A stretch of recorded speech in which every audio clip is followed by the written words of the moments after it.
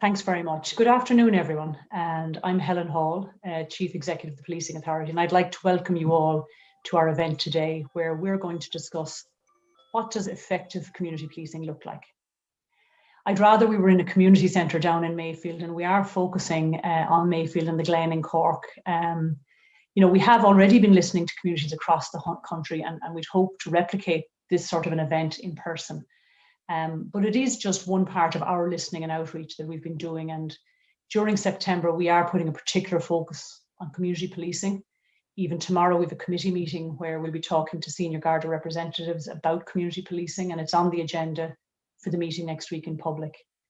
And in preparation for this afternoon, my team have visited Cork, and we've engaged with actually a number of you in the audience and listening on YouTube who live and work in the Glen, including residents, Gardaí, young people and community workers. And I just want to say a big thank you, because the conversations we had were open, they were honest, they were powerful. And I'd really, really like to thank all of you who met with my colleagues and shared their stories, which made today possible, really. So the focus on today is really dialogue, listening and building some shared understanding. And I hope we'll leave here this afternoon with slightly increased understanding and maybe, being optimistic, maybe some actions that can benefit the communities and the Gardaí that serve them. And small changes can, as we all know, make a big difference. So just in terms of format, the event will run for somewhere between an hour and maybe 90 minutes. The first half will be discussion between the three speakers we have with us today. And I'd just like to introduce you to our three speakers. So we have Veronica, or Ronnie, as she likes to be known, Ronnie Byrne, and she's a community development worker with Cork City Partnership. We have Martina Murphy, who's a resident of the Glen for all her life, and she's now raising a young family in the Glen. And we have Sergeant Mick O'Donnell, who's the sergeant in charge of community policing in Cork City.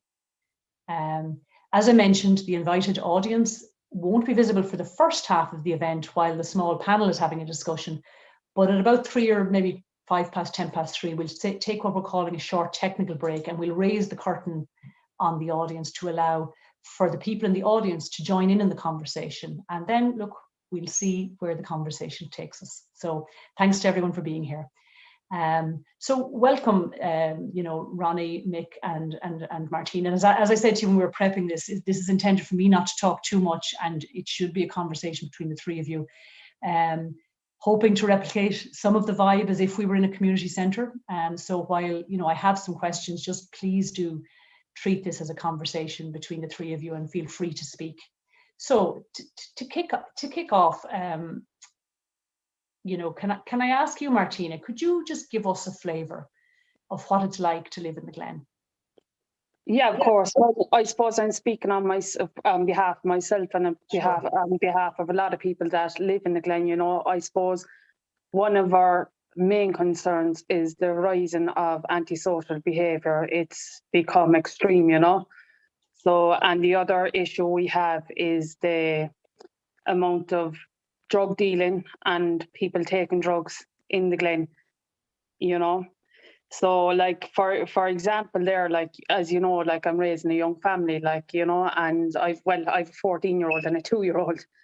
So, like, I left my 2-year-old outside to play with me, obviously, and she's running up and down our little kind of pathway, and she bends down onto the floor, and we're outside my home. There's kind of, little trees with kind of bars around the tree, So she's bending down there and she picked up something. So, of course, I ran over to her to see what she picked up, and it was a bag of cocaine,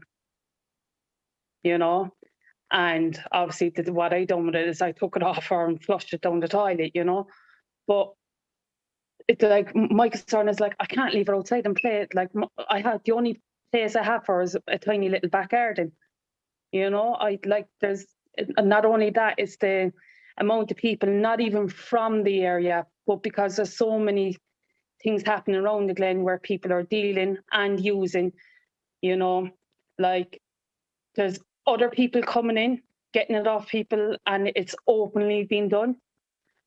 And you mentioned, Martina, you have a 14-year-old as well. I mean, is that even a bigger worry as a parent? It is, but at the same time, she won't go outside the door. She can't go outside the door because my 14-year-old, like she's a little bit different. Like she's into kind of goth stuff, you know, and she can't walk outside the door, and she's been picked on. So she stays in her room, or she goes to town with her friends. She don't even interact with people around the area because she can't. Right. You know, like we'd say where I live, there's also kind of a little set of steps, which, to be fair, actually don't need to be there. And there's, like, you could go up there, you'll find needles. There's people constantly standing there, you know, and it's very intimidating, you know. So, like, I have a partner who's, like, my partner's not from this country, you know, and, like, he's my mother's main carer. So, like, he could be walking off to my mother's house and he could be abused, over not being Irish, you know, abused over his culture, you know.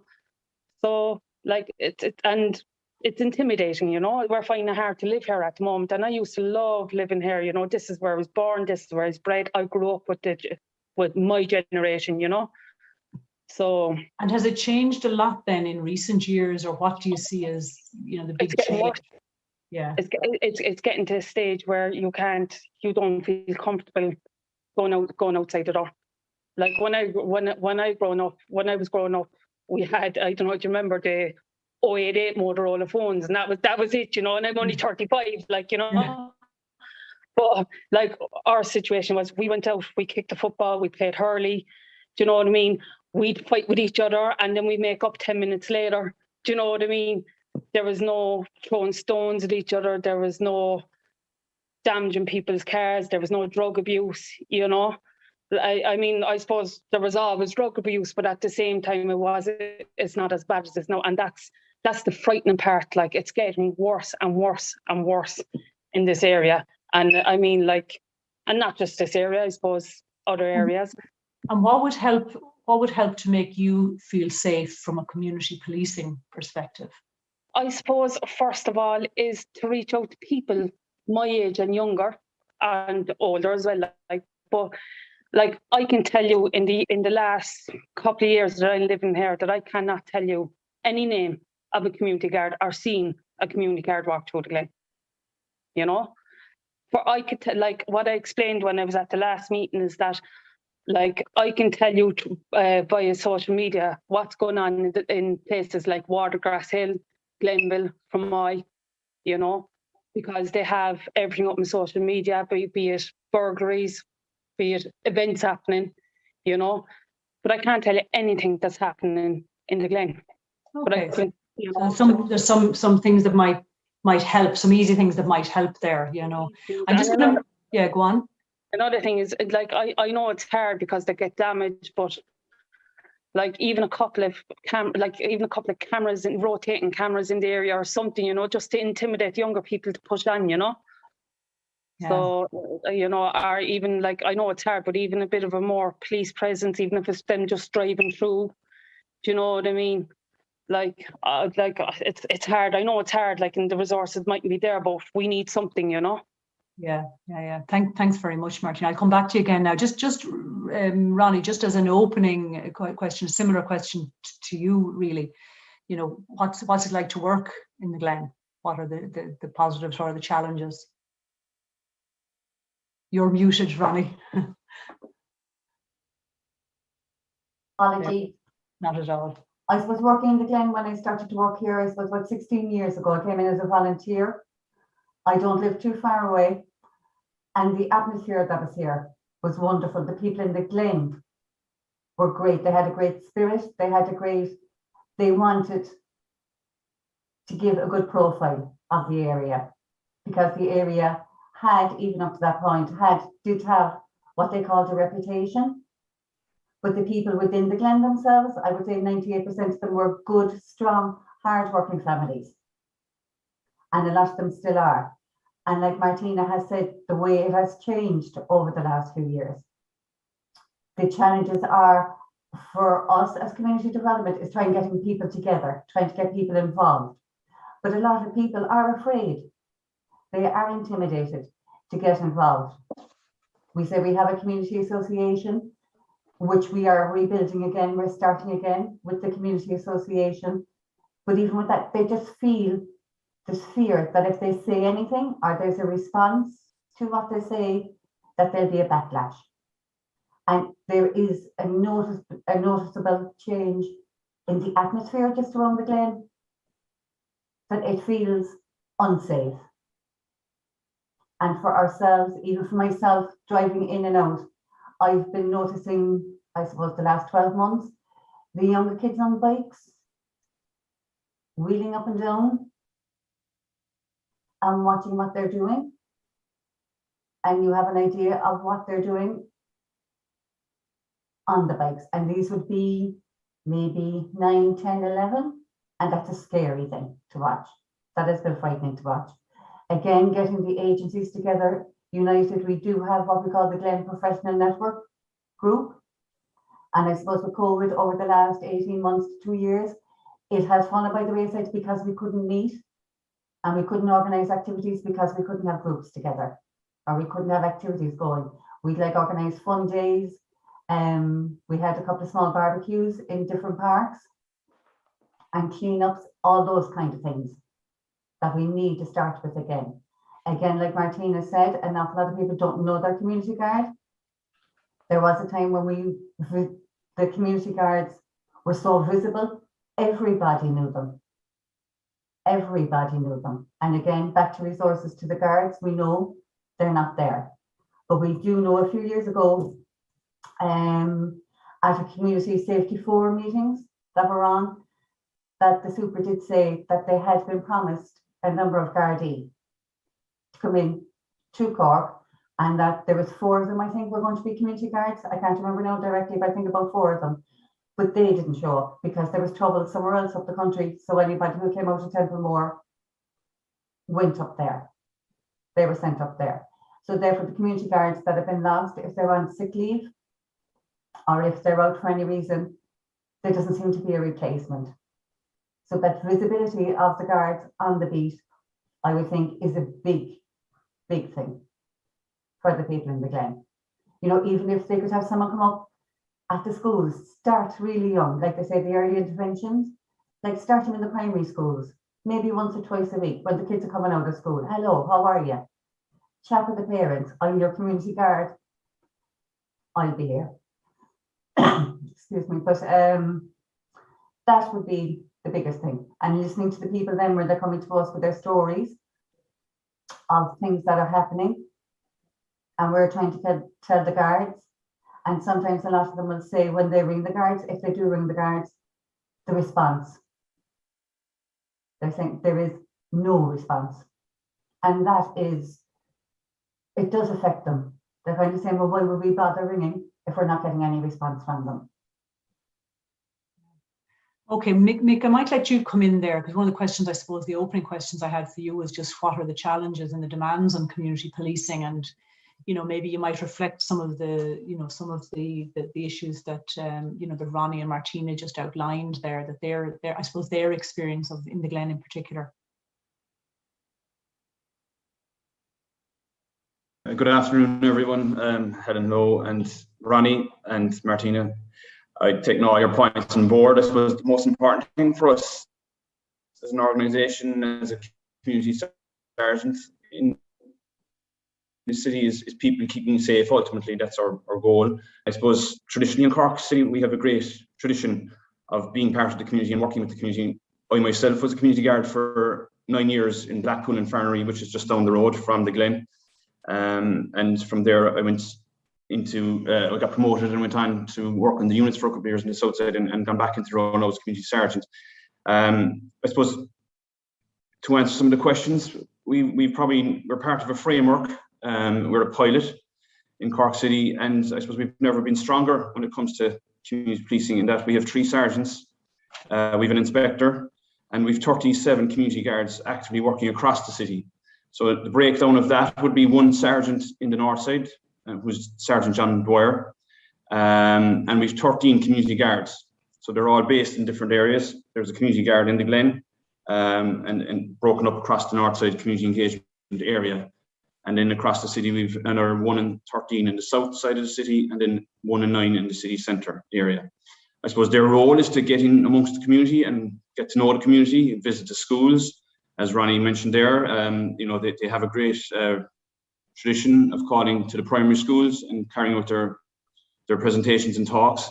Again, the pandemic has probably been hard on us too in relation to meeting people and getting out there, but it was also an opportunity to meet the vulnerable people. And I suppose we've been very busy in the last 12 months with Meals on Wheels and I suppose pharmacy drops, and I suppose meeting with people that needed our help and assistance, and it was a great opportunity for us to get back amongst the community.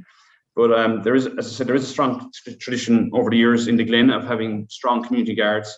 I suppose in relation to Martina's issues, well, I take them on board. I suppose the most important thing is if something like that, you come across something like that, the issue should be reported straight away to your local guard station. The suspected substance should have been handed over to the guards for it to be analysed, and maybe inquiries to be carried out or CCTV to be followed up and followed up that way. I suppose we need to get the information in for us to react to certain things. While it's great to have proactive policing and people on the beat and out there, we're based on getting information in and sending units to that area or targeting that particular area.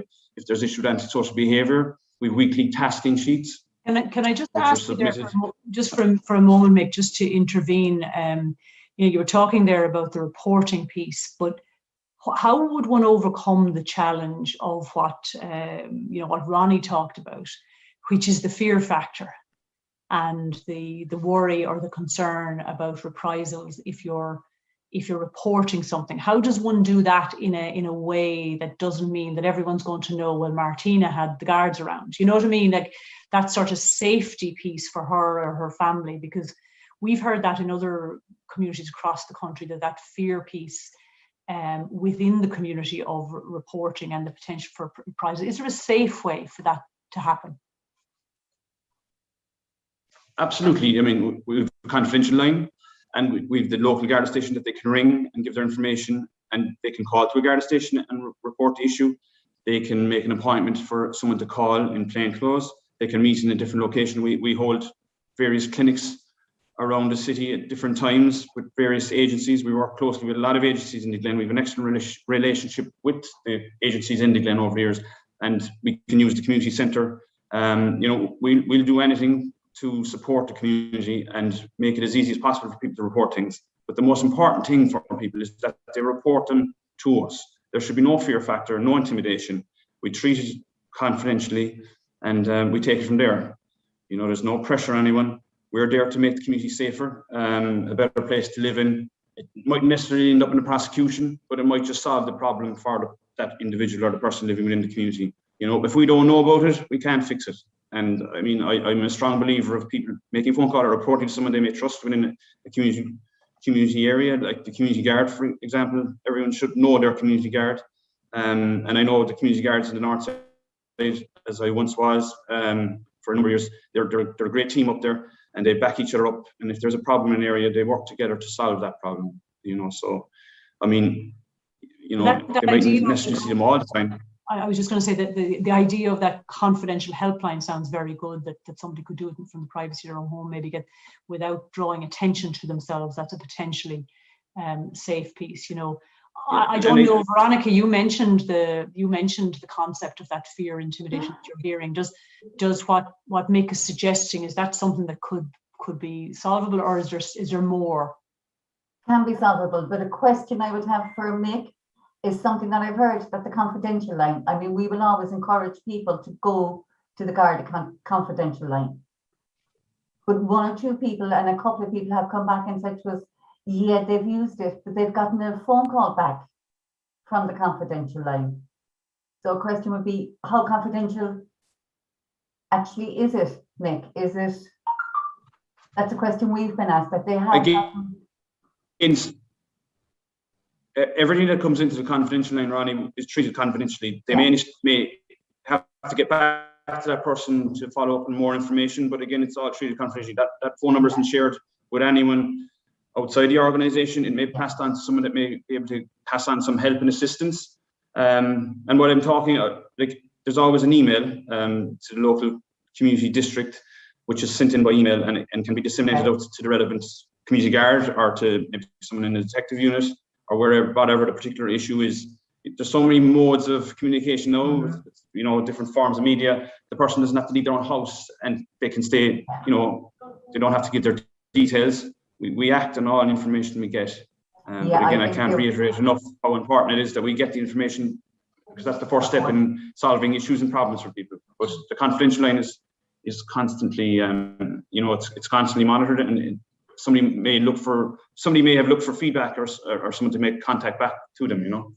Yeah, I think that's what worried them, the fact that because the confidential line says confidential, that they could ring, make their point, and not get a phone call back, that their numbers wouldn't be traced. I suppose, I'm sorry, that might be the wrong word for it, but that's what they felt like, that they got calls back from the guards when they didn't give a name, they didn't give a number, and that caused them concern, because they were just afraid that actually, if there was a court case or something, that maybe at some point further down the line that this information would come out. This was the person who made the initial phone call. So that's why I was just wondering about asking you the question about the confidential line.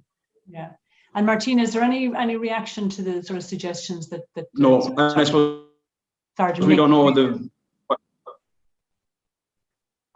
Martina? Yeah, sorry. Do you know, like, what I would like to know is, like, no, I don't know the confidential number. Okay, fair enough. But like, also on top of that, I do know there's a confidential number, but I don't know it. But like these agencies that make talk of, like, I'm not sure of either. And the other thing I'm not sure of is, like, how do we, like, I don't know who our community guard is. How do we find out about that? You know, who is the community guard? Because I've certainly, you know, haven't heard anything or seen anything, especially since COVID. I mean, like, he is right in saying that I have seen guards come in and deliver food and stuff to people around the Glen, you know, and fair play to them, you know, but I still don't know who our community guard is. But then, Mick, there's probably an opportunity here in a way, I mean, as you're continuing with the pilot, in a way that maybe that dissemination of information, you know, to people as to who the community guard is, and that visibility piece. Is there an opportunity in what you're hearing?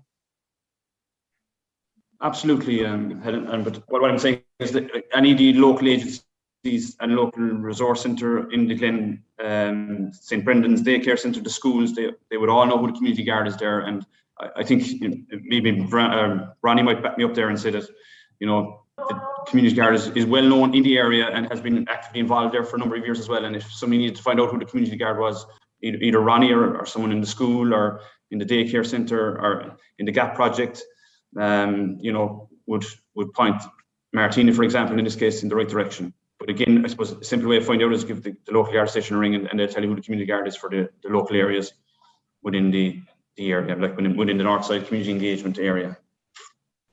But yeah, certainly we take all points on board. I suppose they give out business cards, they're out and about constantly. But we take all points on board, absolutely. Okay, Yeah. can I ask one more question, Mick? Of course, I don't know, like the meeting I was with Helen's colleagues there a couple of weeks ago in the Glen, you know, they had suggested who the community guard was at that particular time, you know, through COVID and stuff like that. And apparently that particular community officer was on maternity leave, and they didn't know did anybody replace that community guard while she was on maternity leave? You know, no one could no one could really give an answer to that. And I wonder, Mick, is there something in this that if somebody wasn't part of an organisation, is there another way of giving information out about, you know, who the local community guard is? Whether that be on social media, whether it be by way of post. Yeah, well, I suppose, you know, yeah, we're just about to we have a new mappings portal on our Garda portal, which will probably go live to the public as well, where a person can go in and go on the map and scroll down or narrow down into a particular area of the city, and details of the community guard will be on that, the local email, and maybe a point of contact for people, members of the public. You know, so I suppose Martina is right. The community guard that was recently put into the Glen became pregnant and is gone on maternity leave. but we have another community guard covering the area at the moment, who's a former community guard for the area, Enda Dwyer, who's with us today in the audience out there somewhere. I'm sure Enda probably comment there as well, but Enda's probably covering there at the moment. But look, we're always trying to improve service we provide. So, you know, maybe we can put someone there in a more permanent basis. But I mean, Enda's huge years of experience in the Glen. Ronnie probably back me up there maybe. Yeah. He would have, yes, Enda would. He would have. Yeah. We have worked with them, and like that again, it is difficult trying to get the word out there, trying to inform people of who the community guard is. You know, again, it's communication. It's trying to find a better way to communicate and a stronger way to communicate, not just between the Gardaí, but maybe between the different agencies working within the Glen, and see what we can come up with to help get that information out there. Might be a way to go. And one of the things you mentioned earlier, Ronnie, was around, you know, visibility and how presence might help. Are there ideas for how, I mean, because obviously there's always going to be limited resources, but are there ideas for how that presence could be better felt, so that, you know, so that Martina, for example, would have a sense of guards being around, or, you know, are there ideas for that? I think, again, going back to the idea of the schools, even just a couple of days a week when the kids are going into school in the morning, or when they're coming out of school, because we found that my own area in Ballinland that worked. A good few years ago, the guard was there at lunchtime when the kids were coming out, and everybody knew who he was. All the kids and the children in particular knew his name, and then through the children, the parents got to know his name. And he started to build, just chatting at the school gate, you know, how's it going, and I'm your guard, and the kid like that. The younger the kids, once they got to know him, it did help and made a huge difference to the relationship between the guards and the people within the community. That's really good. And I know, Mick, that there's a new framework for policing, and you're going to be focusing more on mapping. You mentioned that, and having, you know, guards assigned to much smaller areas. I mean, you know, in calm or normal times, like non-COVID, there is an opportunity for us to, or for you to have those chats, you know, the chats at the wall. And how do you kind of encourage that in your team, you know, so that people are out and about, they're not necessarily in cars, but they're having the chats and they're using that opportunity, that they have that responsibility for a particular area? What are the sort of things you'd be kind of encouraging in your team? I suppose to be a community guard, you need a lot of unique characteristics, and you need to have the personality to be able to talk and deal with people, and a lot of them are self-driven and highly motivated, and understand that in their roles that it's, you know, their bread and butter is getting out amongst the community, and it means being out on the beat. And I'm glad to say that our team are always out and about, and the majority of the 37 are trained on mountain bikes. Yes, we have community engagement vehicles which were given to us because of the pandemic, which are a huge help, but the day-to-day, you know, duties for community guards is out on the beat and on the bikes, and engaging with the schools and the teachers and the principals, and you know, again, being seen and calling into the daycare centres and the resource centres and the community associations, and you know, all those areas, even the simple things of, you know, being out and about when mass is finishing and reassuring the elderly and giving some crime prevention advice. So I mean, it's a very simple concept, but it's something that can be forgotten about and very hard to quantify. Yeah, I mean, quantify is always the thing. I mean, how would you know when if you as a community guard, how would you know you'd done a good day's work? What would be the measures of, you know, what you'd had a good day? I think any day you go out and you help someone, give someone time, spend time with them, reassure them, call to a victim of a crime. You know, I suppose it's self-gratitude for yourself that you know you've probably done a good job, or that maybe someone just says it's great to see you out and about, or you know, it's a simple thing. I suppose I'm doing it a long time now, nearly 15 years, but you can make a difference. But unfortunately, Pulse doesn't allow us to put a stat up for, you know, the good work that can be done. You can get a stat for nearly how many drug offences, how many public order offences are out there. But you know, the simple thing of walking through an estate, meeting with someone, maybe getting a small bit of information, making someone feel, you know, better about themselves, just having time for a chat, you know, people do appreciate it, and it makes their community feel, you know, important. and that it's not forgotten about. That's. I suppose what I suppose I wrestle with a little bit is, where you might feel you've had a really good day's work, but say other perspectives, maybe even we've heard this afternoon, are around the fact that people maybe don't feel like there's enough visibility, that there's enough reaching to people, maybe there's a little bit harder to reach. I mean, how, as you're moving forward, would you be able to kind of get into the nitty-gritty of that to say, well, how do I hear, or how do I listen from the community? Am I doing what they need from me? Again, it goes back to reporting issues. I suppose we have community safety forums, which are open meetings for people to come to. They're attended by the local district officer, who, again, the points are brought forward by the floor, and they're taken down and they're tasked out to the various units. Some issues may come to community policing's door, and we look at them and we address them and we tackle them. And if it means bringing a couple of community guards together to, say, for example, go on the beat around the Glen a couple of evenings and target particular issues like antisocial behaviour, then we've been quite successful in resolving those issues. But again, it goes back to people just stepping up, reporting issues to us, and we take it from there. And we've been very, very successful, and these forums have been very, very successful for us over the years in relation to again, prior to this pandemic. We were talking about a pandemic a lot, but these meetings were on a regular basis. The points were put out there at the start of the next meeting. The points are brought up again, and we go through it and say, well, we think we solved the problem there, and the person would say, yeah, things have improved, or they did improve for a while, but they're gone bad again, or so it's sharing information, working together, breaking down barriers. It's a partnership.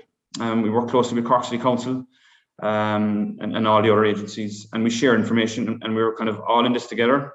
And I think the one unique thing about a community guard is, I suppose the regular guards go out and about, they finish their duty, they're gone away for 4 days. The community guard is always part of the area. He or she takes responsibility for that area, and I can speak, for myself, saying that you kind of take it personally when something goes wrong, or not that you get, negative comments or anything, but it affects you, that if you think you haven't done a good job for your community. That's my experience of 15 years of doing it. And I worked in the north side for a long time, and when things are good, they tell you. When things aren't so good, they come forward and tell you as well, and you appreciate that. And we have a good understanding. I've experienced the north side of the city and the south side. Yeah, and maybe, I mean, some of it can be about how do you reach in if there's if it's hard to kind of reach people. What are the things? I mean, Ronnie, you mentioned earlier about young people, and you mentioned school visits, but I wonder, is there a cohort of young people that wouldn't be going to a community safety meeting, or maybe even have some fear in attending meeting? Are there young people? And I know we have some representatives, youth groups, when we go into the next part of the discussion, maybe they might have some comments, but I just wonder about that hard to reach, and what can be done, for the guards actively or proactively to dip in rather than wait for people to come to them. Yeah, with the community safety forum meetings, while they were a great idea and they did work, a lot of people were not prepared to stand up and say, my name is so-and-so, I live in such and such an estate, and this is what's happening. Because again, the backlash, it's out there now, it's public. So they'd be worried about doing things like that. So they would pass it on to agencies like us, where we can stand up and say, this is who we are, this is what we've heard, without saying who said it in the first place. So I suppose there's also a responsibility then on yourselves to reach in, as well as the guards as well, to try and get that information from people. Absolutely. And I'm conscious. Sorry, Helen, from looking at the Glen, and your colleagues were down and had a walk around and saw the area. There's a load of resources in the Glen. Yeah. We've a massive Glen Resource Centre, which is probably the envy of a lot of other parts of the city, where there's so many different activities. We've very good projects. We've the Feroga, we've the Drugs Task Force, and all the workers in there are very active and engage with the people that mightn't want to engage with us initially. We have a very active JLO, Garda Karen Butler, who gets referrals in. So there is a process there. There's loads of mechanisms there to help and reach out to people if they don't directly want to come to us straight away, and they can be referred in. We have a GAP project, you know, our community guards, we've community buses, we've been involved in summer programs, projects. I'm not by any means trying to take away from any of that, and absolutely, I suppose, and maybe I'll give the last word to Martina before we actually, you know, go into the kind of wider group discussion.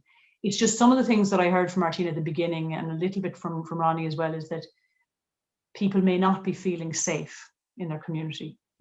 And so with all of these things that are there, you know, is there something else? Is there something else that's needed? And maybe, Martina, I don't know whether you'd have any sense of, you know, like, what do you need to feel safe? And can community policing help to deliver your feeling of community, or your being safe and feeling safe? Well, I think if there was a presence. Oh, you're muted, Martina, sorry. Oh, we've lost Martina. Sorry, no, I'm here, I'm back. You're back again, brilliant. I'm on my phone and my mother rang me, sorry. Sorry. And yeah, I think if there was a more active community policing in the area, that I would certainly feel safe in reporting issues, because at the moment, you know, would not see. You're muted again. There you go. Go again. Sorry. No, you're fine. Not at all. You're great. Keep going. Yeah, not knowing who our community guard was or anything, like, I don't feel safe, you know. And my hoping out of this is that we do get more community policing, that we see more active community policing around the place, and I would feel safe in reporting issues, you know. But at the moment, I don't. I fear, like, you know, that if I say anything, I know that you mentioned the agencies and confidential line. Yeah, that's fair enough, you know. But if I feel safe, I will report, you know. And that's what I want to finish up with, you know. Yeah, thanks very much. Thanks very much, Martina.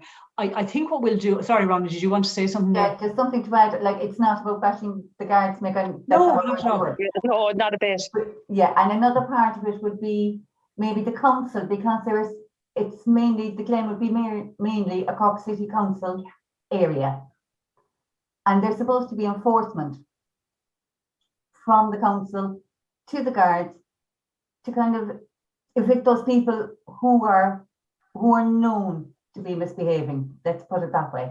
And I'm just wondering, is that it used to be very strong. It really was very strong, but that seems to have lapsed as well. There seems to have been, I don't know whether it's gone off the radar or whether, I don't know what's happening there, but it really was very strong, where the council would come up and say, listen, we've had these complaints, you're behaving in such a manner.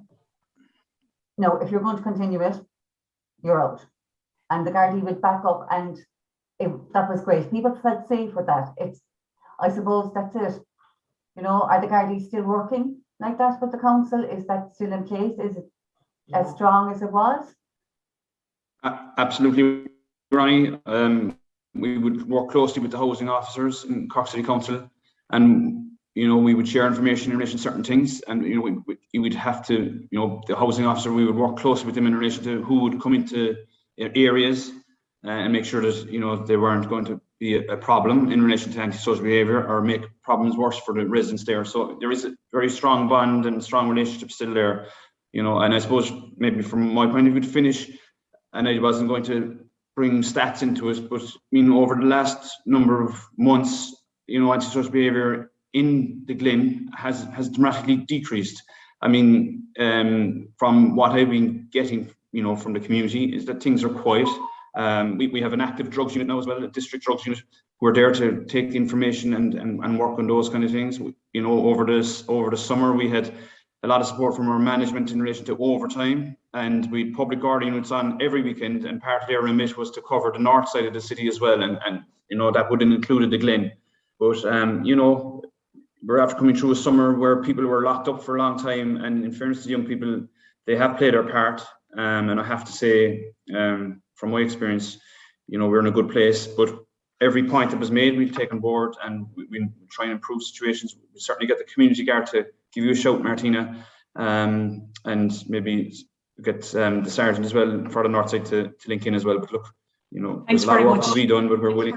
No. Yeah, okay. And I want to emphasize as well, Mick, and again, and Ronnie said, this is not intended to be in any way, you know, being negative towards yourselves. It's about hearing, you know, what are the things that might make things a little bit, the little changes I talked about at the beginning that might make a difference, the knowledge that. One thing that strikes me just as a finishing point, there's a real opportunity for us all with the new legislation coming down the line around community safety, and that the other agencies, that it's not just about the guards. There's issues of mental health, there's issues of education, there's issues of housing.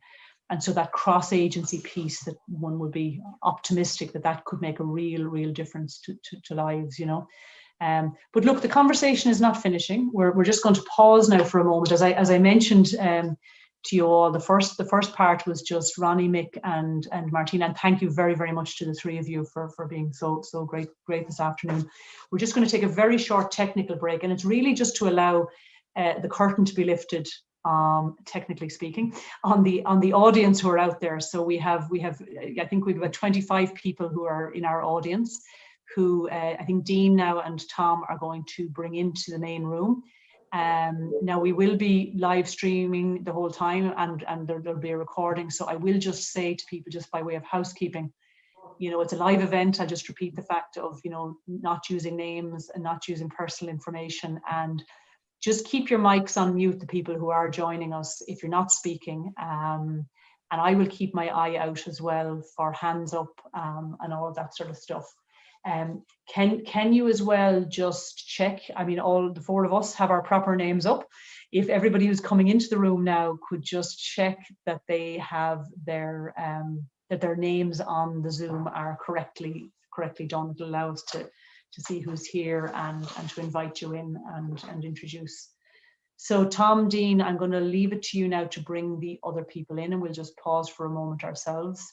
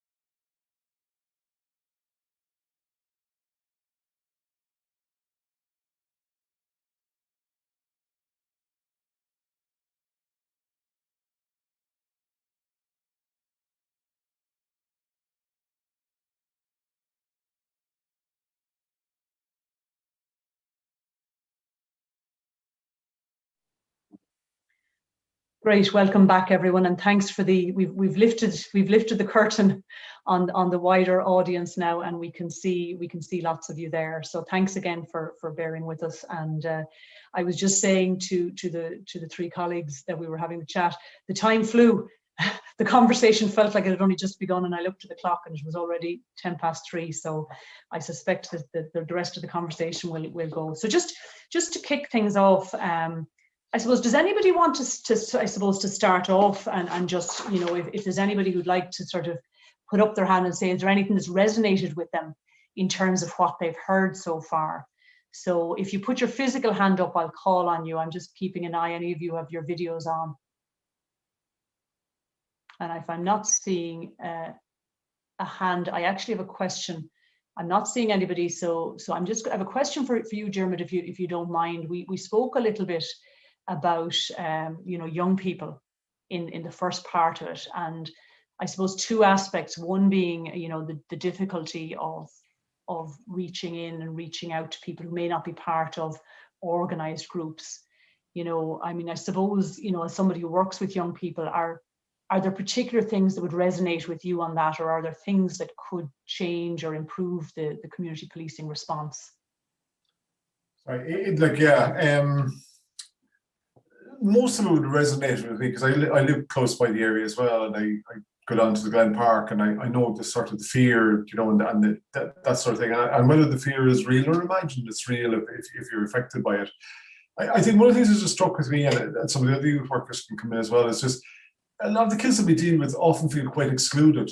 Their contact with the state, and it's not just with policing, with school and with organised groups, tends to be negative. Now, it's negative sometimes because of their behaviour, but they tend to sort of keep away from organisations and groups, and often their contact with the state often tends to be a negative experience. So, in terms of community policing, my point is I think it goes much wider. I think there has to be a much wider response. I think, at one level, the police can do so much in terms of engaging with children, but I think it's up to other agencies as well. And maybe that's where the Community Safety Forum probably needs to have a much broader remit and look at other agencies and what role they can play in engaging with these children. And I know, in many ways, a lot of them are contacting, with a lot of, are in contact with a lot of other youth agencies. But I suppose for a lot of those kids, and I'm not trying to excuse or minimize what they do, because I know it can be quite frightening in terms of what they do, but they often feel there's no future and there's nothing for them, and their engagement with services tends to be often negative, and what's the hope, and why would they behave themselves almost. And I think they're also then very vulnerable to sort of criminal groups that operate in around the area, that they can be brought into that, and that gives them their sense of belonging and involvement, and they drift into that world then, and it's much more difficult. And I think in terms of community policing, can only do so much. And I think when we talk about antisocial behaviour, and talking about it as a resident and as an adult as well, some of that behaviour is criminal. It's not just antisocial. I think our image of antisocial is a few lads having a few cans on the steps and they're told to move on, and they move on. But some of the behaviours are very serious criminal behaviours as well. I know the guards try and respond to it in that sense, but I just think there needs to be a broader engagement with these kids from a very early age, rather than just sort of thinking that we can sort it out when they're misbehaving out in the streets. That's my sense of it. And that I suppose, Dermot, to one extent, looks at the broader agencies, not necessarily just the Garda Síochána. Yeah, I just think there's a need, because I think even Mick and the others would reference it. There's a lot of agencies operating on the Glen. We've just started there. I'm involved in the Neighbourhood Youth Project, and we just have 2 workers down there in the last year. But there is quite an amount of resources. Again, the resource centre is a fantastic resource, but it's often used a lot by people from outside the area rather than just children inside the area. So it's about trying to get them involved. And I would have found, I work up in Mayfield a lot, and I would have probably said this to you before, that we have fantastic resources up there, but often those kids are barred or excluded, and sometimes because of the behaviour they've engaged in. I'm not minimising that, but I think we need to sort of figure out a way of engaging with them and getting them involved in those activities, because otherwise they're only outside causing grief to the general population. So I think community policing, and in fairness, I think one of the things I would have recognised the names and would have spoken to a few people on it. I think the guards do engage quite well with the other agencies, but I think it's about trying to figure out how do we support these children at a much earlier stage. And is there a way, I suppose, if we talk about the community safety piece as opposed to just the community policing, and I'm not necessarily directing this just at you, Dermot, but if there are other people here who say would have interactions with the council or with other agencies, are there ways that that the agencies could work together, I suppose, better in order to target and assist some of the young people? Majella, do you want to? And if people can just introduce themselves, where they're coming from, that would be helpful as well. Thanks, Majella, you're mute. There you go. Majella Gould, Community Warden in Mayfield and The Glen for Cork City Council, 2 years, and I was born and reared in Cork's north side. I think bringing together what Ronnie was saying and what Dermot is saying and what Sergeant Mick O'Connell was saying is about meeting the residents of the community in safe spaces. And I think that's very important now that we're coming out of COVID, because people are feeling vulnerable because they've lived, a lot of people, in such isolation these past 18 months. And I suppose you're asking directly, Helen, how do you do that? And I'm thinking immediately, have drop-in facilities at various times in the week, because I know that the youth services became kind of much more on a referral basis, whether it's referrals from the schools or the JLOs. I think that Dermot was talking about children feeling excluded, and I concur with that, because during COVID, I was one of the few workers that worked consistently throughout all the lockdowns and walked the streets in the Glen, and those who were visible were the ones who weren't adhering to the guidelines and restrictions, and those who did. Not alone did they have the fear of going out because of catching COVID, but they also had the fear of facing those who are already out there and who they feared prior to COVID. So I was thinking along drop-in facilities, having times in the day where the kids don't have to have parents' consent to attend. And as Dermot was saying, that once those children feel included, well, then we might be able to kind of put a more formal structure on their participation in the community. And talking about the community facilities, yes, there is the Glen Resource Centre, you have the NYP building, you have the Ables, but the thing about it is the adults feel that they need to have a reason or an excuse to visit those facilities. And again, I think having the absence of the police and safety forums, which was held 4 times a year, I think that was the venues where people felt safe in sharing their concerns, or very often their creativity. So I suppose it's not to look back around what we've lost through COVID or prior to that through austerity measures, but it's now looking forward on how we can reach the most vulnerable in our communities and how we can engage with them. Thanks very much, Majella. I'm just going to throw open, we have a number of community Gardaí in the audience, and Mick referred to you when we were having the earlier conversation. And I wonder, are there any views there around how, particularly in targeting, and not targeting is the wrong word, interacting with and engaging with young people who are harder to reach? Are there things that you're already doing, or that you could do more of from some of the things that you've heard today? I mean, are the criminal gangs offering more than these youth groups, and therefore is that part of the dilemma as well, and the challenge for yourselves? Just to hear from one or two of the community Gardaí among the audience.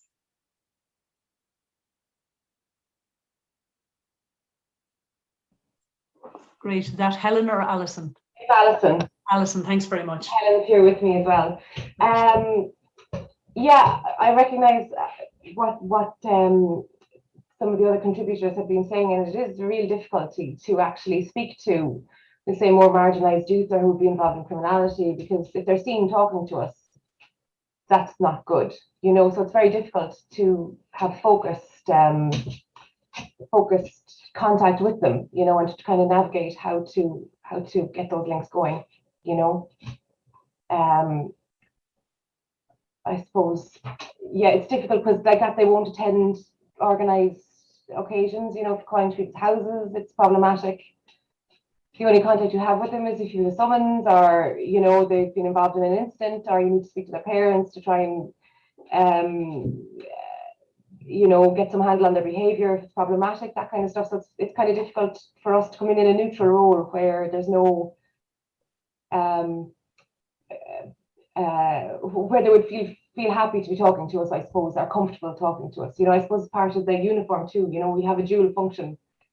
I know, We are a criminal investigation organisation as well, you know, so it's difficult. Sometimes you're kind of straddling two stools, and particularly for those who'd be most focused, you know, who'd be getting into trouble and things like that, they'd be much less likely. They wouldn't seek us out to talk to us, they just wouldn't, you know. So it's to try and I mean, I think you've hit the nail on the head in terms of that dilemma between the role of the community guard, in one sense, you know, trying to prevent, trying to reach in, and in the other sense, having a role in terms of enforcing the law at times. And that dilemma, I think, is a huge challenge. But I suppose it's what makes community policing what it is.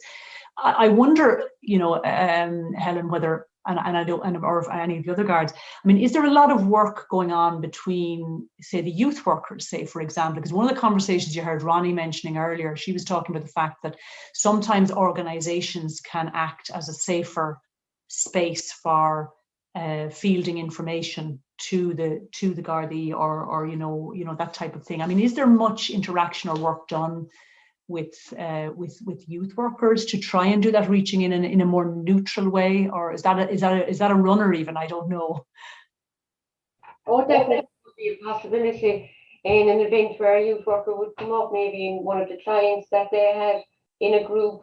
They might have come across a certain situation that they needed help for, and that's when the local youth workers could contact the local community guards in order to assist on a confidential basis, or just maybe the youth worker may need to know where to go next in relation to an incident or in relation to anything that they're dealing with, that they might just need that extra bit of help. So I think a rapport between youth workers and community guards is very important. It would build up confidence for the youth to become involved. Once they know the youth worker would trust the local guard, the local community guard, it kind of breaks down barriers towards them, and they would always meet up in a setting that would be suitable to the youth in question, that there would be just organisation to provide that for them in a safe environment as well, so they would be comfortable if they had something to disclose, some information disclosed, if they had some issue themselves that they were concerned about, that it is important to have that bit of contact with each other in the area. Thanks very much, Alison and Helen as well. I'm just scanning the room now to make sure I'm not missing anybody. Is there anybody who would like to just give us a sense maybe of their experience of community policing and how has it changed? Is it changing? Did we have John Dwyer? Did you have your hand up there?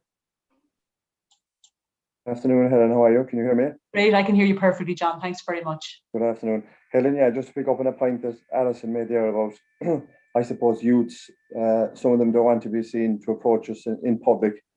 I can certainly concur with that. But it's amazing, Helen, the amount of youths that I have got friendly with through boxing clubs and through GA clubs. It's amazing. They'll talk to me about anything in the boxing club, on the GA field, before training. When I pull up, we talk about, were you playing on the 14 the weekend? Were you playing on the 16? They'll talk about their game, how they're playing. Now, 500 yards down the road, they may not talk to me in front of their peers, but they will know me as John, you know, as distinct from the man in uniform. And I find that a huge benefit, Helen, in dealing with that particular age group. Massive. And that's the kind of safe space that you're not there as John the guard, you're there as John the member of the boxing club. Exactly, and a lot of those, it's true youth workers that would have approached me about a couple of youths, and through different funding and that, we got a couple of members into, like with the Glen Boxing Club, with the Northside Boxing Club, and their parents will remember you for it. Like, I have one particular young fella at the moment, he's 3-year-old, he's 5-year-old. They just know me as the man who got boxing gloves for their brother. They don't know anything else about me. But it's just that link, and it was sport, and it was just, I suppose, approaching them in a non-guard role, I suppose, and I see that huge. We have a huge advantage when we can bring that in, you know. Yeah, Mick, you had your hand up there as well, I think. Did you, Mick, Sergeant Mick O'Connell?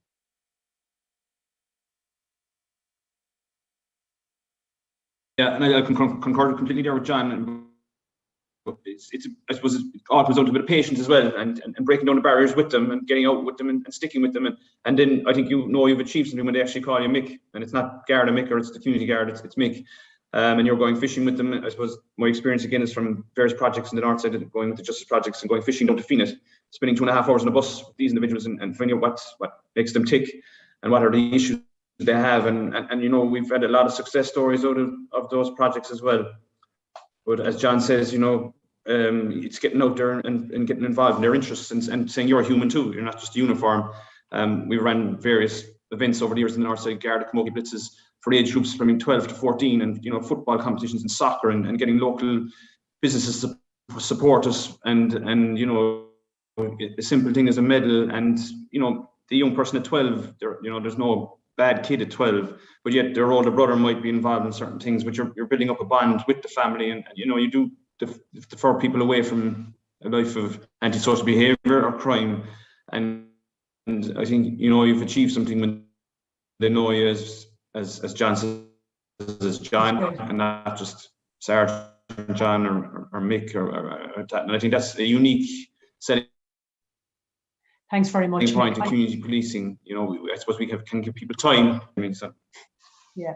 I've Patricia, you had your hand up there. Patricia Cotter, do you have a question? I just have something to say there, please, Helen. Thanks very much. I would be a development worker in the Mayfield area and also Blackpool, and I suppose I'd be new on the role. And but I would say that the involvement of the community Gardaí when I was in Mayfield before the lockdown, we used to have the U Cafe on Friday nights and happy evenings. Alison and Helen coming over to the girls over in the U Cafe over in the Cork and Terrell Centre. It definitely, I felt, being part of that group, the barriers were broken down straight away. They wanted to have a look at their handcuffs, and we had to stop them from doing a couple of things. But I just feel that for myself as a worker in the community, and maybe the youth workers in the communities, to invite the guards in and to invite them in even like at after school activities also, and just getting them used to seeing the guards around. And then it's just like what John was saying, is when they see them then on the road, do you know what I mean? Like they'll be able to say, "Hi Garda Helen," or "Hi Garda Alison." And also then for myself, when I was listening to Martina earlier, I truly believe like that an awful lot of local people. I did a community consultation there recently in Lagan Grove, Shannon, and not a lot of people know who the community guards are. And I was really upset over that, because I was like, Helen, and no, they don't. They're just afraid to even like talk to guards. I think there's a fear there of if they do see a guard on the road, we can just stop to talk to them. And then of course you'd always get the same, when I ring the guards and I come down, and I truly believe in that. I just feel that somebody, maybe a local worker, and I know the guards are, they're confidential and everything, but I do feel like that the phone should be answered as soon as it rings, because really it kind of really disturbs people around the community when they hear noise or see drug dealing or anything like that around the place, and they're not being answered to straight away. But going back to the children, I would definitely say that just getting the networks up and going again, over the COVID, I suppose a lot hasn't happened, and we're starting a working group now in Blackpool, and we're just waiting for the community guard to get on board on that as well. And it's just getting the word out there and just getting the community guards involved in going to a lot more maybe community activities. Thanks, Helen. Thanks very much, Patricia. And that echoes some of what we were talking about as well in the earlier conversation around that. And maybe I can throw that out there in terms of the visibility piece. And on one sense, the guards are certainly, I'm hearing from the guards that you're out and about, you're inserting yourselves, yet I'm hearing that people don't often see you or don't feel you present. And I'm just wondering whether that visibility piece, is that something that is there, are there ways that could be changed? Is that to me, Helen? To anybody who wants to take it. Patricia, do you want to start off and then? Yeah, well, as even Manny was saying earlier, and going just to the school gates in the mornings, walking up the road, calling into the schools, just being visible and getting involved in activities. Like we have a very good relationship with City Council presently. Like, myself and Magella would work very well in the Mayfield area. And anything I would come up with or Magella would come up with, we work together and we try and get all the groups involved. And at the end of the day, it's the same with the Gardaí. Just make sure like that to invite the Gardaí to local events and to come along to after schools activities, meet the kids at the gates, going in, it's like bringing the dad to school, or, it's just things like that. It's just to have more presence. And I know it could be difficult, but we need to start somewhere. Thanks, Ellen. Yeah, thanks very much, Patricia. I'm just looking around for any other hands now that might be going up. There's quite a lot of you on this group, nearly 2 pages of you. So just another question there, and I suppose it came up, I think, Martina, you raised it in relation to your partner, in terms of experience being somebody from a diverse community. And what he experiences there. And I wonder, what are the challenges for the police, in particular community policing, in terms of, making sure that people from different communities and indeed even communities like the traveller community are heard, and that their needs are sort of met from a community safety and a community policing. I don't know, Martina, if you want to say anything, and then we'll throw open the floor as well. I suppose it's a difficult one to task, maybe like hitting the schools and explain about, because like what we're growing, the society today, they're growing up in a multicultural area, like everywhere you go now, like it's mixed community between, coloured people Muslim, different religions and stuff. I suppose it's probably something that would be very hard from a community policing perspective, So I wouldn't know I actually wouldn't know how to deal with it, I mean, again, I suppose, like, you need to hit the younger generation, you need to hit the kids to explain, that this is wrong, because the people that are growing up, I mean, a lot of the problem here is not kids as such. We're talking 17, 18, 19, up to 22 and 23-year-olds, It's these people that need to be targeted as such, maybe target's the wrong word to use, but we need to hit these people by like social media, so, because people won't approach a community guard, So, like, I mean, I like through Facebook or something, setting up pages. I find it hard. I don't know how to deal with racism in this community, or if anybody could help on suggestions to stop this, So Fiona Finn, do you want to come in? Yeah, hi, thank you. I suppose just from the perspective of our work, I think and Fiona, you're from the migrants, not the migrant refugee. Yeah. A lot of the interaction we'd have with migrants and ethnic minority communities living in the Glen and Blackpool area would be that they would have been subjected to high levels of racism and racial abuse, ranging from getting shouted at, abused in the street, right up to their property being attacked, life being made really difficult. And I have to say that the responses has not been adequate. It's been wholly inadequate. So, I mean, for one family, they had to eventually, in the end, they had to get a transfer out of the area. It took maybe 2 years for that to happen. So the work that had, and that particular family as well, the child had to be supported by Tusla because of the trauma that he was experiencing. And the family felt that they weren't being listened to, that they weren't being taken seriously, and that nothing proactive could have been done. And I think that's quite problematic. I think generally in a community policing context, relationships between ethnic minority communities and the Gardaí are good. But when it comes to issues of racism and discrimination, I think from what we've been told by the community is that the responses have been less than adequate. And I know that's challenging because the legislation isn't there. But very often, having the chat is not really with the young lads or young girls doing is not adequate. So I think from that perspective, from what we've been learning from this community, they don't feel safe within the communities.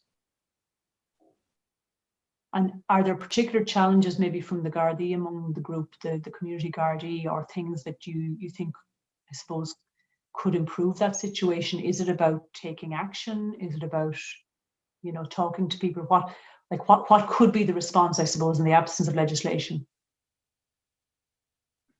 Michael Corbett. Thanks. Good afternoon, Helen. Michael Corbett is my name. I'm the superintendent in community engagement in Harker Square, and I have responsibility for two of the national units, namely the community policing unit and the Garda diversity and integration unit. And I suppose just on the topic that we're talking about there in relation to diversity, I suppose one of the things that we launched recently back in July, on the 21st of July, was the online hate crime reporting facility on the Garda website. And I suppose there was a good bit of publicity around it at the time, and it is people may not be aware of it, but it's a very safe and secure way of reporting online hate crime. If people are being abused, racially being abused, racism, anything like that, there's a very simple form that can be filled out on the Garda website. It comes into the Garda National Diversity Unit, and they assess it, and it goes out then to the relevant district for investigation. So I suppose that's one of the areas that that was one of the commitments that was given under the Garda diversity and integration strategy, which is coming to an end shortly now. But that, along with a whole host of other things, I suppose we've Garda diversity officers. There's 310 Garda diversity officers across the country, and they're in every district and every division across the country, who are able to deal with diversity issues and diversity problems, and are there to help and try and assist people. I suppose, getting back to you talk about the challenges, Helen, in relation to this, and there are many challenges, but I suppose one of the ones that we've seen since we launched the online hate crime portal is that while people are reporting stuff online, I suppose when it goes out into the districts, there's a fear of making a statement of complaint for the Gardaí at local district level to take on the complaint and to actually investigate it. And there's been a reluctance on some people's behalf to make statements, and that's understandable in some of the circumstances. But I suppose, if people report it, we want to investigate it, and we would encourage people to try and come forward and to make a statement of complaint where they can and where they feel strong enough to do so. And that enables us then to take action. And I suppose the other point that was raised there in relation to the lack of legislation, I suppose one of the things that An Garda Síochána has been proactively doing over the last, 12 months in particular, was the introduction of the working definition of a hate crime. We brought in the absence of legislation, there was a working definition brought in of a hate crime incident and a non-hate crime incident. And I suppose, to give you an example, how we were able to work this in the absence of legislation was that if you have a criminal damage, or you have an assault, or you have a public order incident that has a discriminative motive, and if somebody has been targeted because of who they are, either their race, their skin, their colour, where they come from, their nationality, whatever the case may be, that we are using that, then that is being defined as a hate incident, and it's being recorded on our pulse system since last October. There was changes made to the pulse system, and we're now able to record those incidents as hate crime incidents, and they're being investigated. And when they come to court, for the ones that are prosecuted and do come to court, that evidence is given, it will be able to be given in court that this was investigated as a hate crime. And while the judiciary have, I suppose they have a discretion then as to whether they can, add on a sentence or take that on board when it comes to sentencing. And I suppose on the legislation side, the hate crime bill is at an advanced stage. It's gone through the House of the Oireachtas. It's going to be a very strong piece of legislation when we do get it, and it's really going to help us in relation to the whole area of investigating hate crime and taking on the challenge that lies ahead. So they're just some of the points, Helen, that I can cover. Thanks very much, Michael. Fiona, do you want to? Is there anything? No, thanks, Michael, and I really appreciate that, and I really appreciate the efforts of Guido, and huge advances have been made, absolutely, and I just want to acknowledge that, and I acknowledge that the lack of legislation as well has been very hindering.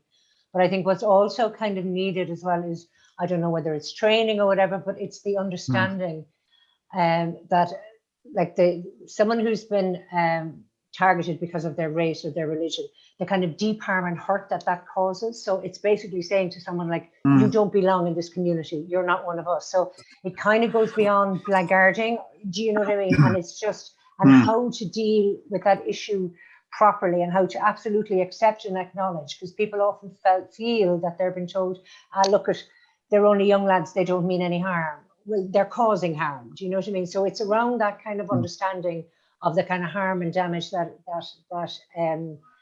those kind of racist slurs actually create. You know what I mean? I think that's and like this is one of the challenges in relation to, I suppose, investigating hate crime and dealing with hate crime in society, because you're perfectly correct, Fiona, on what you say, in that hate crime isn't like any other ordinary, we'll say, criminal offence. It's a real nasty offence, because not alone can it affect the individual psychologically and physically, but it also affects their communities and the people, their families. And if somebody is being racially abused, walking down the street, and they go back to their community and they tell them what's after happening to them, that sends fear out into those communities then, that they're afraid to go to that shop or to go down to that shopping centre because they're going to be abused. So the challenges for us with hate crime as a society there's no denying that there are big challenges, and we're going to have to work together in order to tackle them. But the legislation, while it's not going to be the be all and end all, it's certainly going to be, it's a big stepping stone in the right direction, because we like NGOs, the charitable organisations, the various different community organisations that we deal with at national level, to be fair to them, they have been calling for hate crime legislation as far back as 2012 and 2013. So this has been a long, I suppose, road for them, and now that there's light at the end of the tunnel, it's very promising, and it's like, I've seen the draft bill, and it's a very good piece of legislation, and hopefully it will go, because it's going to enable us to take on some of these, people. And if we can get convictions into the court, then people begin to open their eyes and say, well, listen, this isn't acceptable. The Gardaí are prosecuting people are coming forward, they're making statements of complaint. And, the media will pick up on it as well. And hopefully we'll get a bit of momentum behind it, and we'll take on the challenges that hate crime bring. I think, Michael, thank you very much for that. And I think there's a couple of strands to what Fiona said there in terms of the education. Is probably, an education within the service, in terms of, because one of the things we would have heard in our outreach over the past year or so is that at times when people do record or report hate crime, that sometimes it is trivialized and saying, don't mind them, they're only calling you names, and that kind of, that building of trust, and I don't know, Fiona, is there a way, even among the community, that trust could be built in order to report hate crime? I don't know whether you or colleagues in other agencies like yours would know of some of the things that Michael has outlined there today, that, the portal, all of these things that people can do to safely report crime. Is there a role in terms of building trust for people to report to the guards? I think so. And I think, to be fair, like, traditionally there's a very good relationship between Garda, especially community guards, and the ELOs and migrant and refugee communities. Like, huge efforts have been made in that area. But maybe there is something around, and it's maybe something that either we have when all of this kind of, when COVID ends, maybe have a round table, maybe kind of, go with ourselves or just yourselves alone, and kind of meet directly with the communities and sort of say, look, because I suppose when you say to somebody, hate crime legislation is in the pipeline, it doesn't seem very tangible, but maybe there is a bit of kind of education, and maybe that's something that maybe we could kind of think about doing in partnership, maybe in the kind of coming months. And again, highlighting the reporting piece. I think all of that kind of I suppose confidence building and kind of building of relations would be very, very, very effective. And I really appreciate what you said, Michael. I think you're absolutely right. I'm conscious now of just time. We've two hands up that I'll pass over to Bob in a couple of minutes. I'm way behind time. I think Martha Halbert had her hand up there a little while back. Martha, I don't know whether you still would like to speak, please. I would, if that's okay. Thanks, Helen. Introduce yourself as well, just where you're coming from. Yeah, so my name is Martha Halbert. I am a social inclusion specialist working with Cork City Council.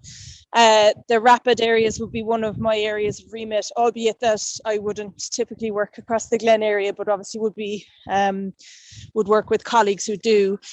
So I'm representing social inclusion in Cork City Council today. I just wanted to note, I suppose, to follow on the topic that Fiona brought up, that it is incumbent upon us all to reflect on the profile of the attendees at today's seminar, and in terms of a racial profile or demographic, as so often unfortunately happens at these meetings. Excuse me, my daughter's in the background here. It's mostly white faces that we see, and that's on all of us to start really reaching out and engaging those communities, and to make them feel that this is their space as well, and that this is their forum, and that they have valued input to make on that. And I say that absolutely not pointing any fingers, because I didn't think to reach out either. So, and I particularly think, and in terms of the hate speech and hate crime, I know that there are really innovative projects going on in the likes of Cork Migrant Centre, with young people working on anti-racist initiatives and so on. And these are all really engaged and eloquent and articulate and capable young people whose voices are extremely important. The other thing that I would say, just in reference to some conversation around the City Council's role in community policing, as my colleague Magella referenced, community safety forums were a really important part of the council's outreach and engagement up until pre-COVID times. We have run one set of online forums, and we have one lined up for the autumn as well. And I would reflect that we know that that's not perfect. Online doesn't reach everybody. There is a limited capacity for actual interaction on the night, albeit that it does allow people to raise the most pressing topics.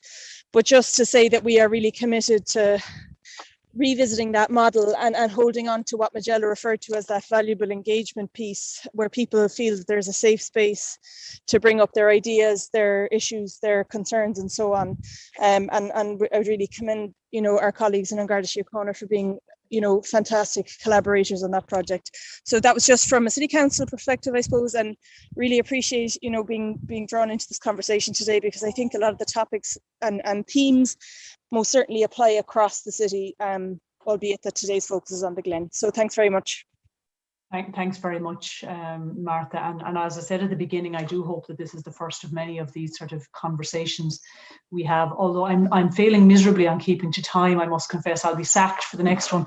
But I'm going to give some more indulgence. There's one or two more hands up, so I'm going to continue to send. So Liz, do you still want? Liz McGrath had her hand up, and I'm wondering, Liz, do you still want to speak? Yeah. How are you? Can you hear me? Lovely, Liz. Thanks very much. If you can introduce yourself, and off you go.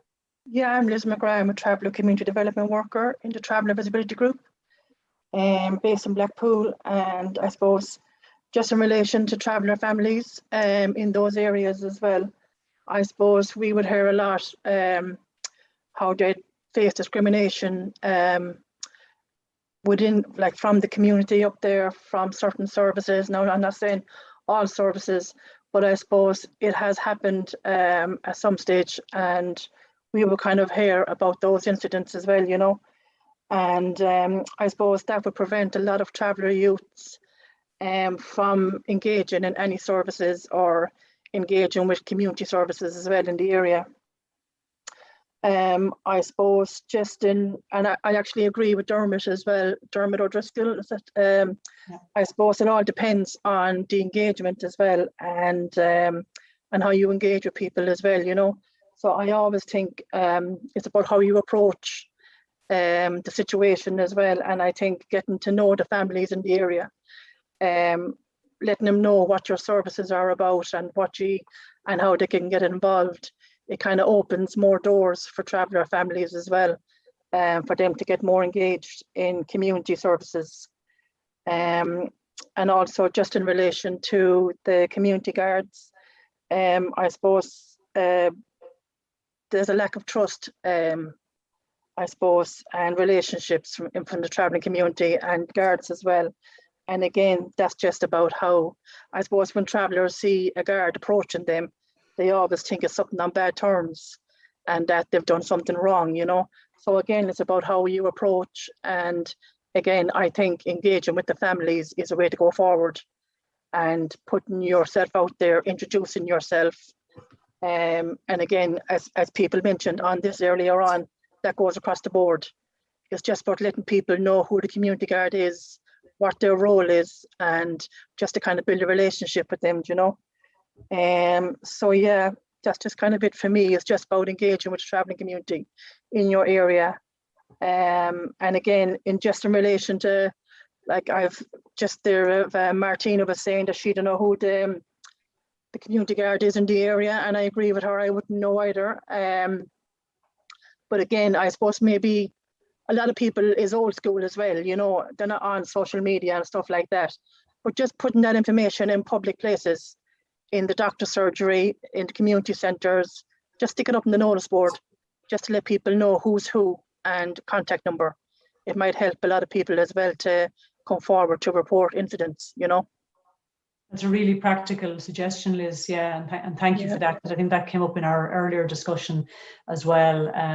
And it's interesting what you say there, Liz, about you know, engaging, because with our outreach over the past year, certainly what we've heard, you know, is that the tone or the approach is critical.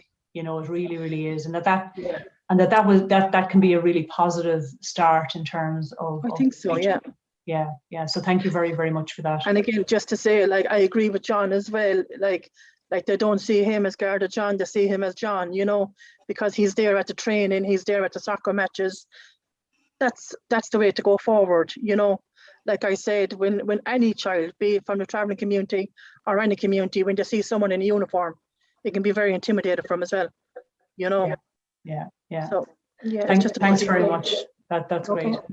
I'm going to have to begin to bring this to a close. I've just wanted to just check in. I know Chief Superintendent McPolan from Cork is here with us. I don't know, Barry, are you there with us? Would you like to say a word or two before I pass over to Bob?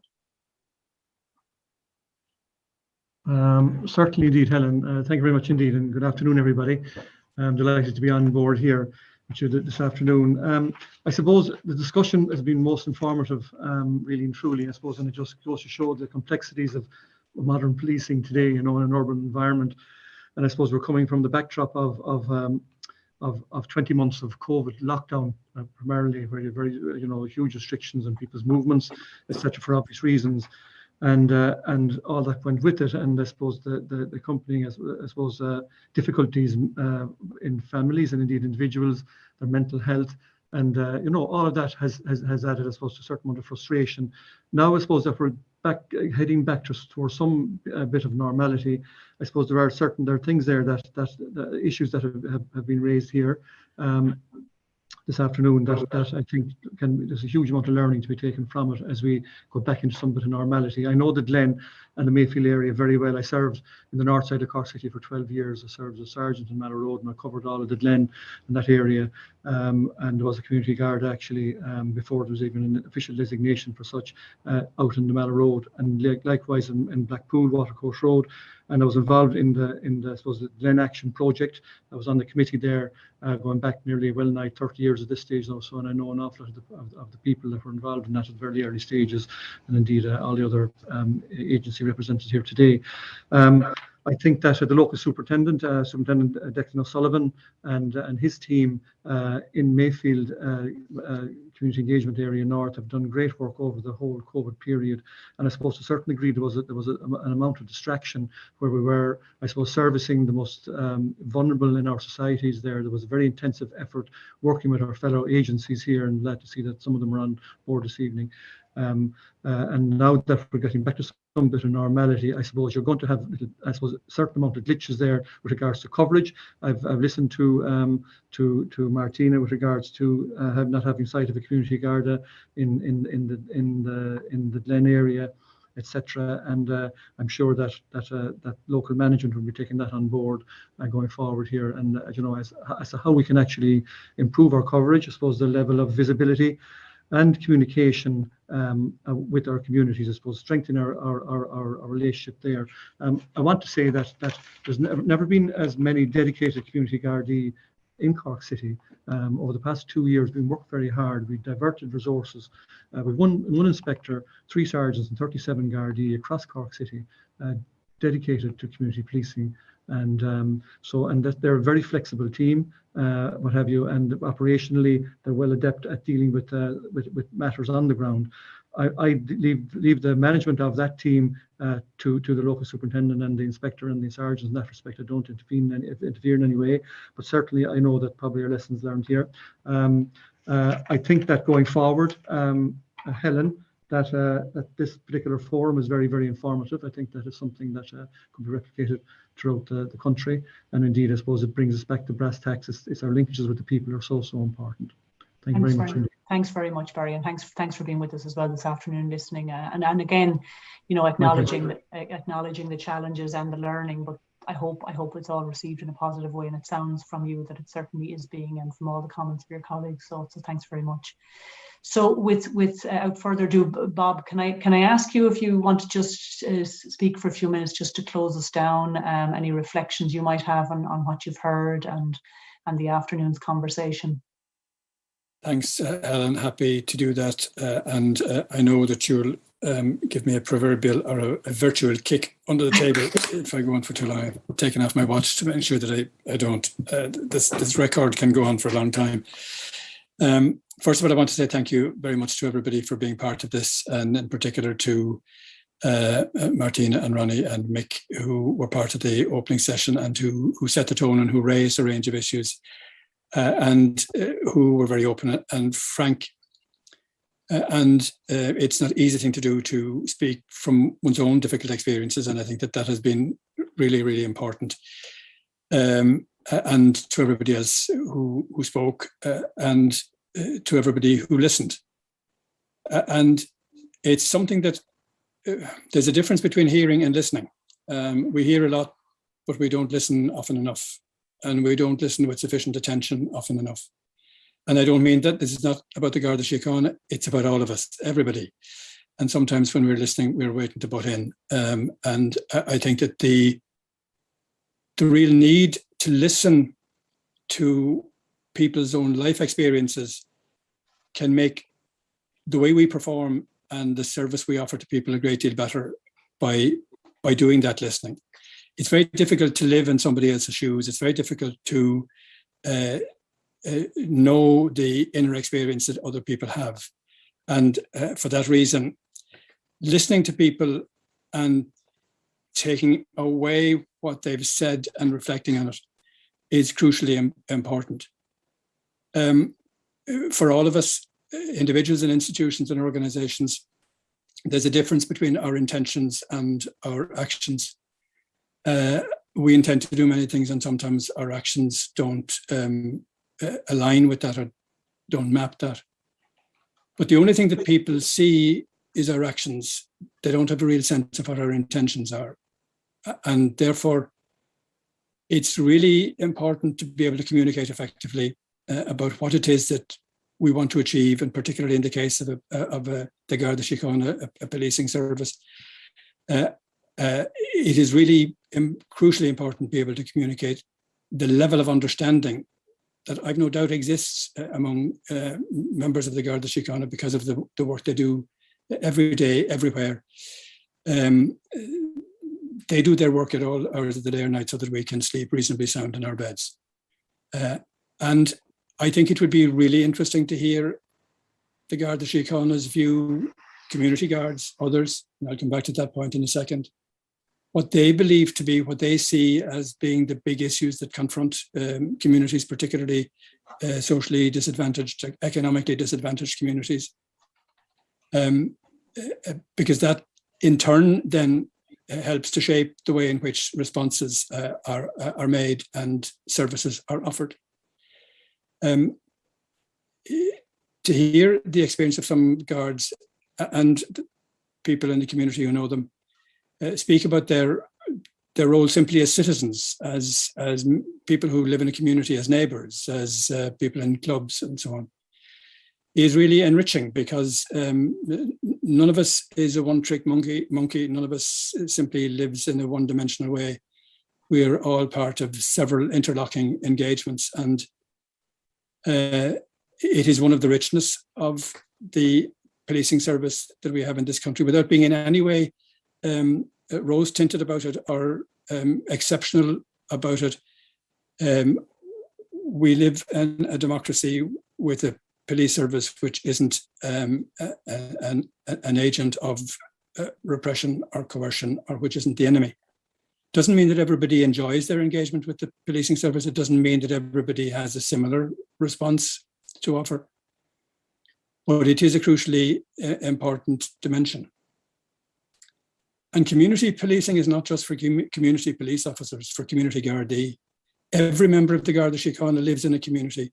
Every member of the Garda Síochána has a responsibility to engage with that community, to be aware of its needs, and to offer services to it when it can. Nearness does not mean closeness. And we know from some of the things that have been said to us, particularly over the last 18 months, but since the authority was established, that there are communities who are very near to their Garda stations, but Gardaí aren't very near to them. And many Gardaí don't walk through their areas or bypass them, other than the community Gardaí whose specific task it is to engage with them. And therein lies a difficulty. I'm keeping a close eye on the watch. There were extraordinary demonstrations over the course of the last 18 months of the potential for that closeness between Guard and community, in the way in which the organisation responded to, and very many cases was out of traps ahead of other institutions in the state in relation to the provision of services to the community. And Helen mentioned the word tone. And that was really, really significant part of the feedback that the authority got from communities up and down the country and organisations who work with people in a whole variety of ways, people who are disadvantaged for one reason or other, people in working class areas, people who work with young people, people who work with travellers, people who work with minority ethnic groups, was that for many, for the very first time, they had a sense that they were being spoken to and addressed with respect, with interest, with empathy, and the tone was totally different. And all of this is actually cost-free. It requires no additional resources, no budget, to speak respectfully to people, to approach people recognizing their dilemmas. Many people, many of the guards who are listening to me know that they do this all the time, and of course they do. I don't doubt that for a second. But the fact that so many people spoke about this was an indication of its potential power. And this is one thing that we have been saying to the Commissioner on a continuing basis and to his colleagues. This cannot be lost. This must not be lost as we come back to whatever normality might be like, or as the urgency of the health emergency eases. And we will continue to have those conversations. The Gardaí can't solve the problems of Ireland on their own, and none of you expects that they would be able to do it. And there is many of the issues that we have spoken about this afternoon are not policing issues, they're societal issues. The young people are the kids who are abusive of people because they're different from us, either because of the colour of their skin, or the languages they speak, or the accents they have, or the disability they may have. They didn't suddenly develop this attitude. They're absorbing this from the society around them. They're getting it at home sometimes, they're getting it in school, they're getting it in every environment that they inhabit. So part of our responsibility, all of us, is that we look at ourselves, first of all, and we look and see what it is that we can do working together to try to improve some of these issues.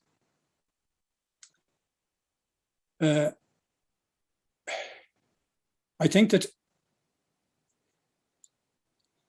we've said this several times, and I've written it a number of times, and this is not a plug, but I think those who haven't been reading the authorities' reports on the policing of COVID-19, I recommend that you take an opportunity to glance at some of them. They give a really, really good, very rich, there were 15 of them, report on the way in which communities responded to the way in which the Gardaí behaved over the last 15 months, 18 months, most of it remarkably positive and praising, and some of it really well worth reading even more carefully because it wasn't the same. We've said that there's no hierarchy within the Garda Síochána in terms of the jobs that people do. People do different jobs. They may have different ranks or grades, but no kind of guard is superior to any other kind of guard. And the work that community guards do is no less significant than the work that people do in specialist units or the work that people do invisibly, because that's the nature of the task. They've got to work secretly, whether it be in terms of protecting children from cyber exploitation or protecting people from fraud and all of the other things that happen that we can never see happening because it's being conducted like we're living now in front of screens. I think that I've learned a great deal from this. Much of the public debate about policing, and particularly policing in city areas, in inner city areas, focuses on the capital city and Dublin. And it's really important to hear the voices of people from Cork because there are differences and it's important to hear them. And we will extend this and we will go to other parts of the country where to small provincial towns, places with rural hinterlands where experiences are different. There are lots of points I scribbled down as I listened, but it's time to go. And I simply want to reiterate again my appreciation for the colleagues, for Helen and her colleagues who have made this possible, to all of you who facilitated it and brought it to life by being here. And particularly, as I said earlier at the outset, to those who set the ball rolling in the initial panel and who raised many of the issues with which all of us will reflect and respond. There's just one thing that I had a note that I didn't say.